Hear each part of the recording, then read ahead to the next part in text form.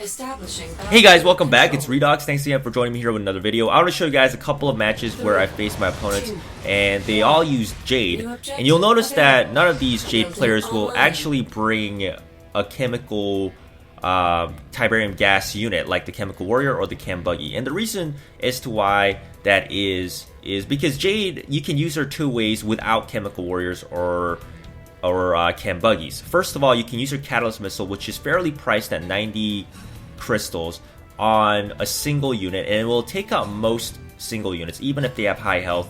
And second of all, you can also use it just on crystal patches, and it will create an area of effect damage immediately because you're hitting a Tiberium crystal patch, which counts as Tiberium gas.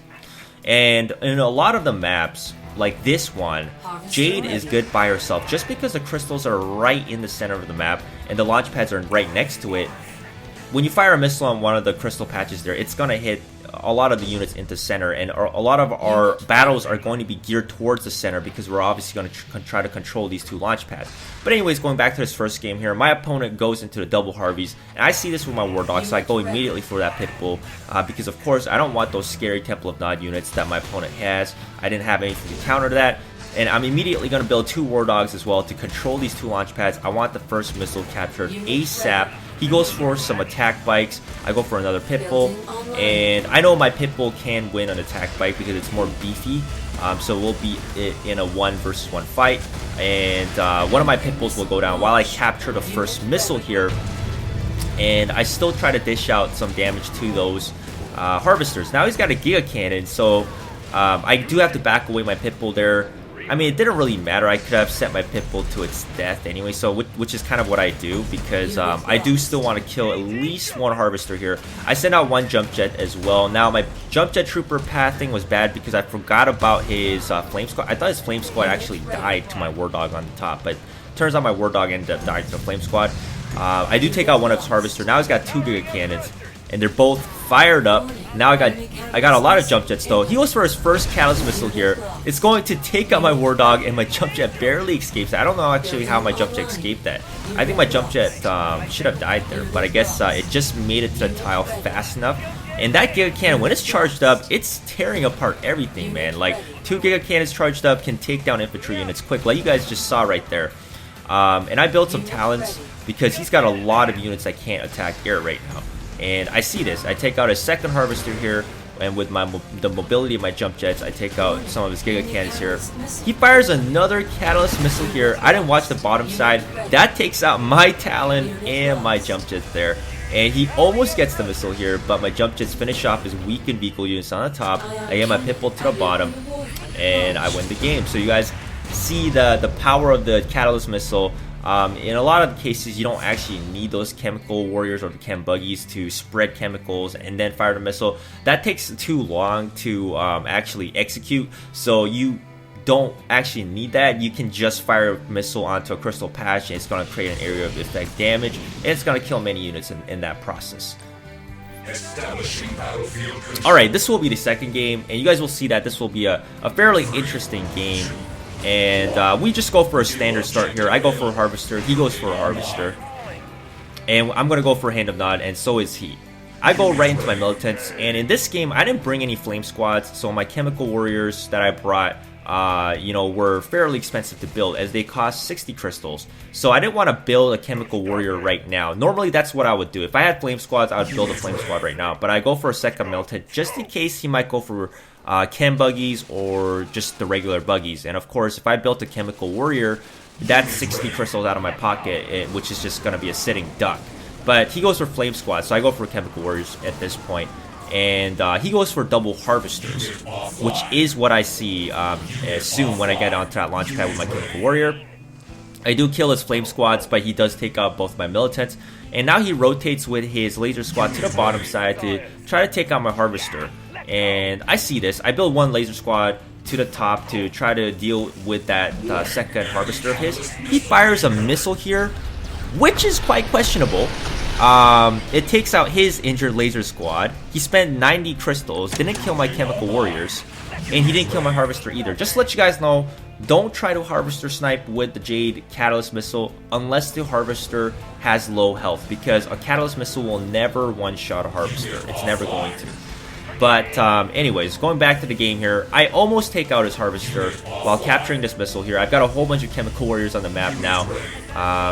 And yeah, I do capture this missile here as he does not get his laser squad in time, and he didn't have enough units. He fires another missile here, and look at that beautiful chain reaction.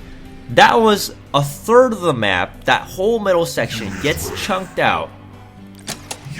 And what's funny about this, the reason why that chain reaction happened was because I had Chemical Warriors. Just to let you guys know, if you fire a missile on a Chemical Warrior, or if a Chemical Warrior is adjacent to a missile that was ignited. Hold on, I'm just going to pause this real quick. If you fire a missile, like he fired a missile onto the crystal patch, and that ignited the missile, and it caused a chain reaction.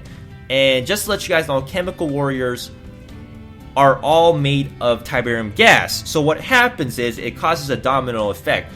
It ignited each of my Chemical Warriors, and that is exactly why that whole middle area of the map went into this massive chain reaction, killing every single unit because I only had Chemical Warriors. And that was the most interesting part of that missile. It was very good on his part because he took out all of my units with that one single missile. So it was very cost effective for him. And it was very interesting to watch. It was something I didn't realize until I watched the replay. I was like, wait a minute.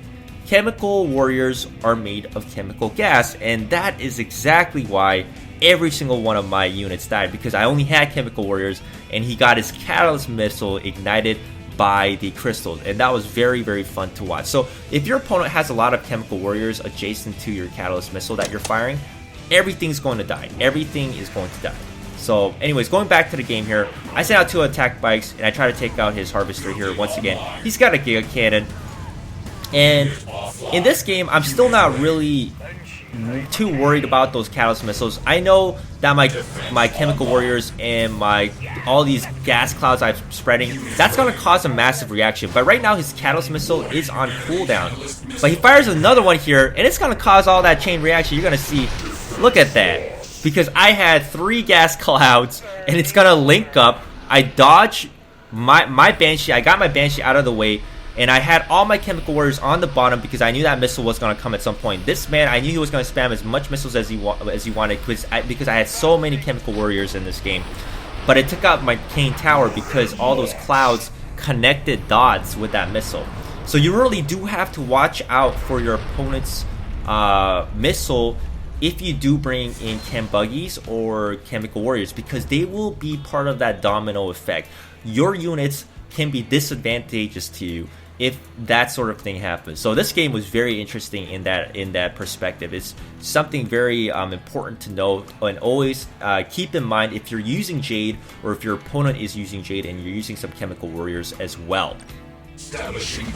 Now this last battle has nothing to do with Jade, but this was a very, very interesting battle, so I just had to put it in this video, and I hope you guys will enjoy it. So this will be a very strange start. It's going to be a Predator tank opening, and I don't go for a Harvester right away, and normally I do, but it was a very good thing I started off with War Dogs and scouted his tank immediately, because this is something you don't see in higher leagues. Your opponent will most likely not go for Predator tank rushes in the higher leagues because it's not as efficient. But this one time I didn't build a Harvester right from the start. I scout him out, so I don't build a Harvester. My only anti-vehicle unit that I could build early was the Jump Jet squad. I had a Pit Bull, but Pit Bulls will die to Predator tanks, so I wasn't gonna build a Pit Bull. Now he goes for a Harvester, so I try to tile block him for a bit, try to stop his economy, because of course this guy's, first of all, he's using Dr. Liang. I know he's got Tech Lab units. I have to slow down his economy as much as I can. Now unfortunately, because I didn't have missile squads, I had to spend 50 crystals on these Jump Jet squads, and that's quite costly for a player that doesn't have any economy going. And I have no economy going right now, keep that in mind. So I need to capture this first missile first of all, and this guy's trying really hard to capture this, but I've got 2 Jump Jet squads now on the map. I sent out a 3rd War Dog to reinforce the top. I need to capture this first missile. He's got a huge economy lead on me, and he's gonna have Tech Labs. I know he's gonna have Tech Lab units. which I can't really counter easily at all with the army composition I brought. This was an early aggressive army that I brought. I finally built one harvester because I do need to start an economy going at this point.